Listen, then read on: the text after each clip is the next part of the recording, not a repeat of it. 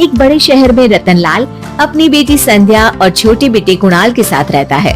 रतनलाल बहुत गरीब है और शराबी किस्म का आदमी है। वो रिक्शा चलाकर अपना जीवन यापन कर रहा है। रतनलाल एक अधेड़ उम्र के आदमी योगेश्वर को कभी कभी अपनी रिक्शा से मार्केट या मंदिर छोड़ता है और कभी कभी बाजार से उसका सामान भी ले आता है। एक दिन रतनलाल योगेश्वर से कहता है, साहब, आपके पास गाड़ी है, फिर भी आप कभी कभी रिक्शा से क्यों जाते हो?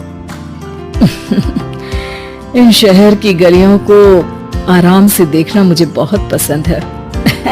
ठीक है साहब, मैं चलता हूँ, कल फिर आऊंगा। अरे रतनलाल, रुको तो। मैंने सुना है कि तुम अपनी बेटी को कुछ पैसों के बदले किसी को दे रहे हो।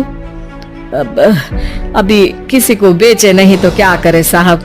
एक छोटा बेटा है, उसको पढ़ाना भी है, उसकी देखभाल भी करनी है, और अगर मैं बेटी को घर में रखूंगा तो उसकी शादी कैसे करूंगा साहब? तुमको कितने पैसे मिल रहे हैं? अब 50,000 साहब। देखो, मैं तुमको पूरे 20 लाख रुपए देता हूँ। तुम अपनी बेटी संध्या को मुझे दे दो। हैं? 20 लाख? धन्यवाद साहब, धन्यवाद। मैं कल ही उसे आपके पास छोड़ जाऊंगा साहब। अगले दिन रतनलाल संध्या को हमेशा के लिए योगेश्वर के यहाँ छोड़ आता है और बदले में 20 लाख रुपए लेकर घर आ जाता है। रतनलाल जिंदगी में पहली बार इतने पैसे पाकर बौखला गया। उसने एक अच्छा घर लिया। कुणाल, अब हमें कोई चिंता नहीं है, तो अब अच्छे से पढ़, खूब मन लगाकर पढ़ाई करना। पापा, मुझे पढ़ाई करना अच्छा नहीं लगता। अरे तूने अगर ज्यादा बकवास की ना तो बहुत मारूंगा। कल से तू अच्छे स्कूल में जाएगा तो जाएगा, हाँ बस। कुणाल का एडमिशन एक अच्छे स्कूल में हो जाता है, लेकिन आए दिन स्कूल से शिकायत आती ही रहती है। 10 साल बाद एक दिन प्रिंसिपल मैडम रतनलाल को स्कूल में बुलाती है।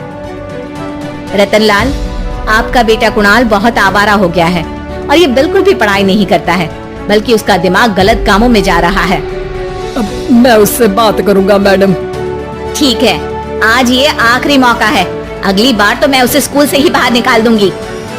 रतनलाल घर आ जाता है और कुणाल से कहता है, कुणाल बेटा, मैं तुम्हारे ऊपर इतना पैसा लगा रहा हूँ, फिर भी तुम स्कूल में सही से क्यों नहीं पढ़ते हो? आप तो रहने ही दीजिए, मैं सब जानता हूँ कि ये पैसा कहाँ से आया है, और वैसे भी अब ये पैसा मेरा है। मेरा जो भी मन होगा मैं करूँगा। आज के बाद मैं कभी स्कूल नहीं जाने वाला। रतनलाल को अपनी बेटी की याद आती है और वो रोने लगता है। 5 साल बाद कुणाल एक दिन एक लड़की को शादी करके घर ले आता है। पिताजी, ये मेरी पत्नी है स्वीटी। तुमने शादी कर ली? हाँ, शादी कर ली मैंने, दिखाई नहीं दे रहा। और अब से आप फिर से कमाना शुरू कर दो, बहुत बैठ कर खा लिया। कुणाल, तुम इस बुड्ढे को घर में क्यों रख रहे हो? देखो ना, ये शराब पीता है, इसे घर से बाहर निकाल फेंको। अरे स्वीटी, ये मेरे पापा है, कैसे बाहर निकाल दूं?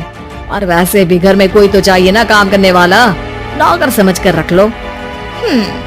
इस बुड्ढी को तो घर से बाहर निकाल कर ही रहूंगी मैं कब तक इसके लिए खाना बनाऊंगी। स्वीटी एक दिन घर के बाहर पार्क में अपनी दोस्तों के साथ बैठी होती है। तभी वो रतनलाल को बुलाती है। पिताजी, मेरे कमरे में मैं अपना फोन छोड़ आई हूँ, जरा ला कर तो देना। हाँ जरूर, अभी लेकर आता हूँ। रतनलाल फोन लेकर आ जाता है। कुछ समय बाद स्वीटी के फ्रेंड्स भी चले जाते हैं। स्वीटी अंदर आकर शोर मचाती है। चोर चोर! कहाँ है चोर? मुझे तो यहाँ कुछ नहीं दिख रहा। अरे ये अलमारी खुली पड़ी है, जरूर किसी चोर ने ही खोली होगी। अरे कौन आया था यहाँ?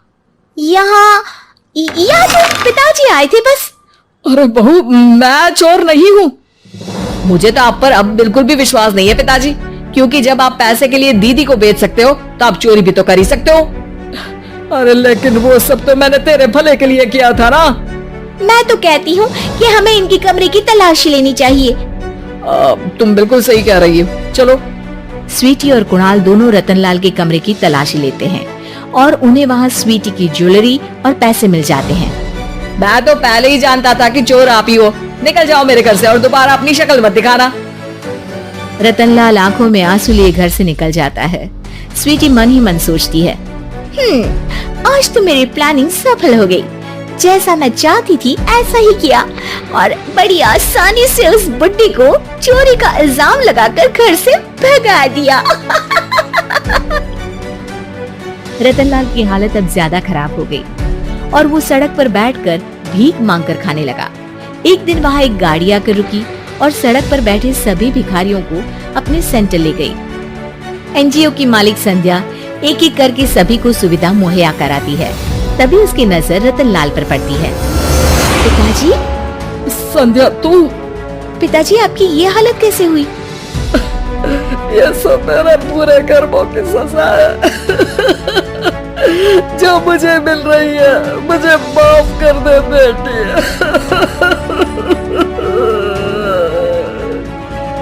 पिताजी, मैं आप पर बिल्कुल भी गुस्सा नहीं हूँ, क्योंकि आपने मुझे यहाँ भेजकर अच्छा ही किया।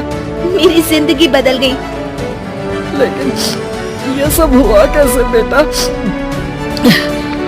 आप ये नए कपड़े पहनो, तब तक मैं योगेश्वर अंकल को बुला कर लाती हूँ।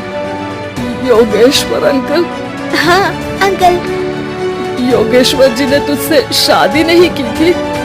नहीं तो पापा, उन्होंने तो मुझे पढ़ा लिखा कर इस काबिल बनाया है कि मैं आज सबकी सेवा कर पा रही हूँ। रतनलाल पश्चाताप करके रोता रहता है। तभी योगेश्वर भी वहाँ जाता है। रतनलाल जी, आपकी ये हालत कैसे हुई? इतने सारे पैसों के बावजूद भी? क्योंकि मैंने बेटे और बेटी में भेदभाव किया था। लेकिन आपने ये कैसे किया? मुझे ये जानना है, बताइए। सालों पहले जब संध्या छोटी थी, तब मैंने एक बार एक आदमी से तुम्हें बात करते हुए सुना था, जो कुछ पैसों में संध्या को तुमसे खरीद कर शादी करना चाहता था। मैं उस समय एनजीओ में बच्चों के लिए ही काम कर रहा था और मैं किसी भी लड़की की जिंदगी खराब होते नहीं देख सकता था। इसलिए मैंने अपने जीवन की कमाई का एक बड़ा हिस्सा तुम्हें दे दिया था। सच में कितना गलत था मैं। मुझे माफ कर दो। अब आप दोनों मेरे साथ घर चलो और आज मैं अपना सच्चा प्रायश्चित करना चाहता हूँ। योगेश्वर और संध्या रतनलाल के साथ घर जाते हैं। स्वीटी दरवाजा खोलती है। चोर भिखारी, तुम फिर से आ गया? चल भाग यहाँ से बुड्ढे। ये घर तुम्हारे बाप का नहीं, मेरा है। बाहर निकलो यहाँ से। रतनलाल कुणाल और संध्या को घर से बाहर निकाल देता है। योगेश्वर जी, अब ये घर आपका है और अब आप यहाँ एक और एनजीओ खोल सकते हैं। शायद अब ये सच्चा प्रायश्चित है। संध्या अपने पिता के गले लग जाती है।